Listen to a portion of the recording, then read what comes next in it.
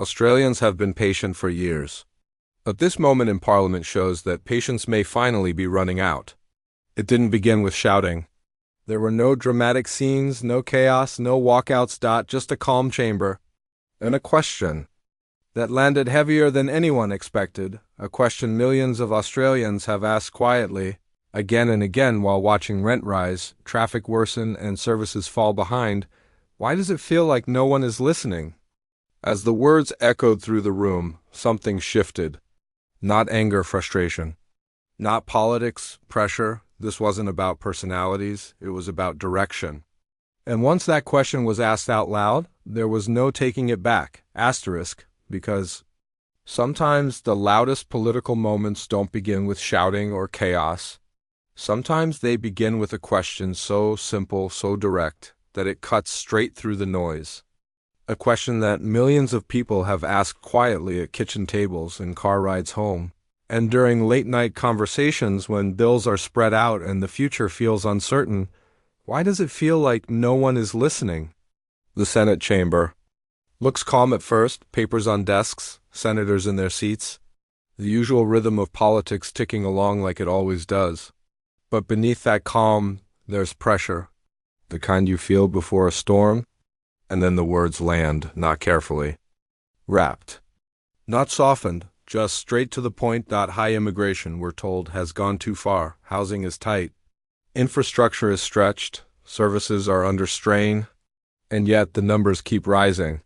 For many Australians, it feels like the country is being asked to run faster while carrying more weight, without ever being given a chance to catch its breath. This isn't a new feeling, but it's one that's growing louder. The argument isn't about where people come from. It's about timing, capacity, planning, whether growth is being managed in a way that actually works for the people already here. And that's where the frustration boils over. Why can't we slow down? Why can't we catch up? Why does it seem so hard to even talk about it? As the words echo through the chamber, you can sense something shift. This isn't just a speech for the room. It's a message, aimed far beyond it, at families locked out of the housing market, at renters watching prices climb again, at communities waiting for hospitals, roads, and schools that never seem to arrive fast enough. The demand is simple. Pause immigration, not forever. Not out of fear, but out of responsibility. Let the country catch up. Let infrastructure meet reality. Let services breathe, and most importantly, explain it. Explain why immigration remains high when so many Australians feel stretched. Explain the long-term plan. Explain how this helps the people who are already struggling to stay afloat. Because what angages people most isn't disagreement. It's silence. There's a moment when the focus turns to the government benches. Tone. Faces, careful posture. The look of people trained to absorb pressure without reacting. And yet the tension is there. You can see it in the slight shifts, the measured expressions. This is not an easy issue. It never has been. Australia has always grown through migration.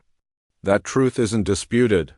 But growth without planning doesn't feel like progress. It feels like overload. And that's the core of the complaint. Not opposition for the sake of it, but a demand for balance. For years, Australians have been told to be patient, to trust the process, to accept that things will work out in the long run. But patience wears thin when everyday life becomes harder, when young people can't move out, when families downsize not by choice but by necessity, when traffic worsens, services slow, and costs rise. And still, the debate never seems to fully happen. That's what makes this moment feel different. It's not polished, it's not gentle, but it's raw.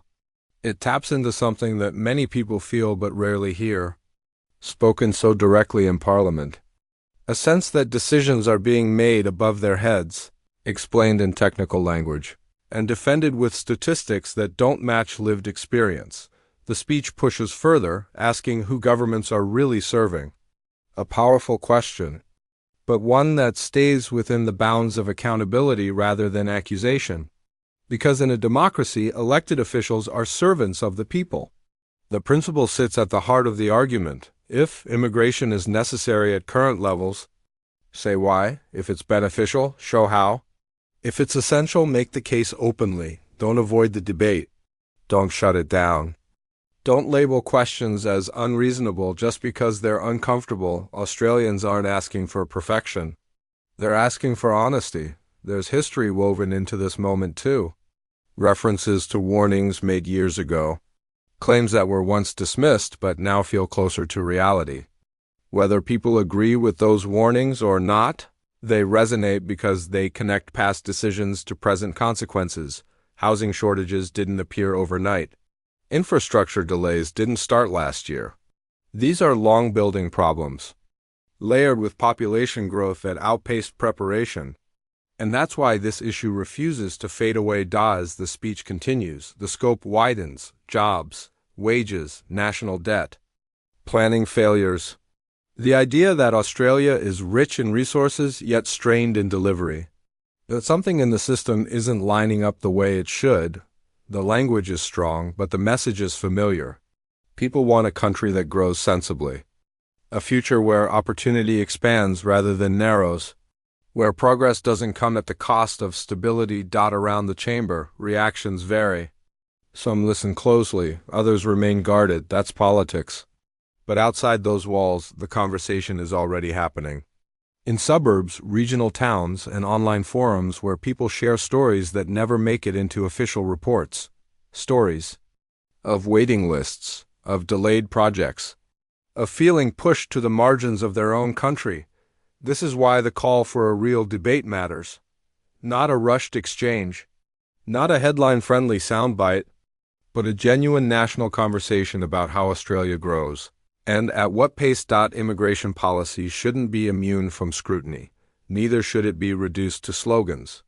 It deserves seriousness, clarity, and respect for public concern. As the speech nears its end, there's no neat resolution. No dramatic vote, no immediate change, but something has shifted.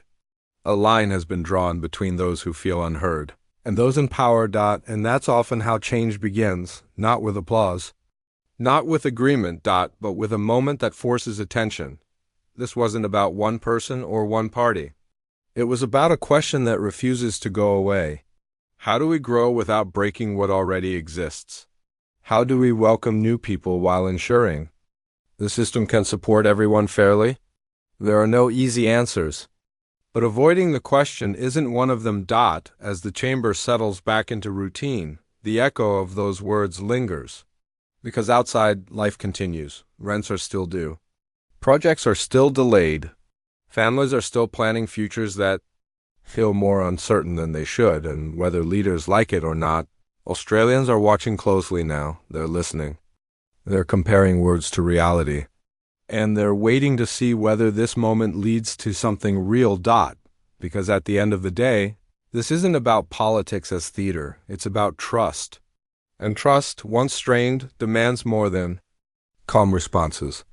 It demands action, explanation, and the courage to face hard conversations head-on. That is what this moment represents.